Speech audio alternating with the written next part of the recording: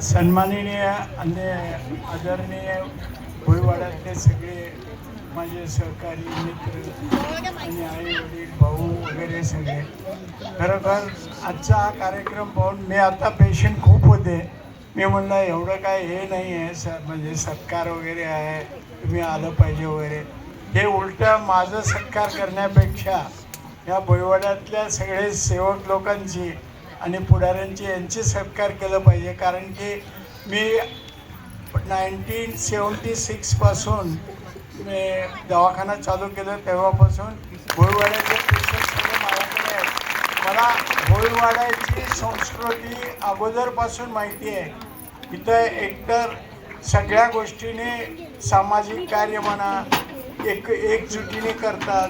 सगळ्या गोष्टी समारंभ, लग्न समारंभ, लोकांचे उपचार, ह्या सगळ्या गोष्टी नामदेवराव गुडदेव होते तेव्हापासूनचं जे भोईवाडा होता तो भोईवाडा आजपर्यंत तसाच कायम राहिला पाहिजे.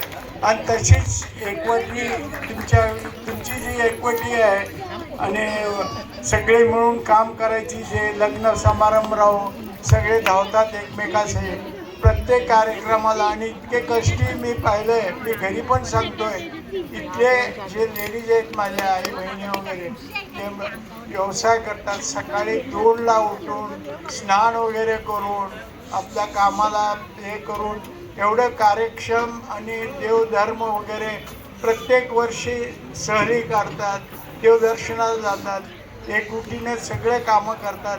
हे आदर्श घेण्यासारखं आहे भोईवाड्याचं. आणि हीच परंपरा कायम राहो ही माझी इच्छा आहे.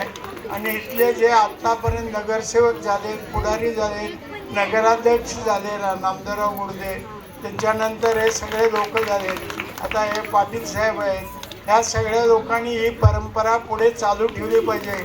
सलती आता नवीन कार्य करायला लागलेत तर त्यांना पण तुम्ही प्रोत्साहन दिलं पाहिजे, त्यांना सहकार्य केलं पाहिजे आणि आपली वाड्याची परंपरा कायम ठेवा, एवढेच माझा उद्देश आहे. आणि माझ्या दृष्टीने होईल तेवढी मी वाड्याची सेवा करतो.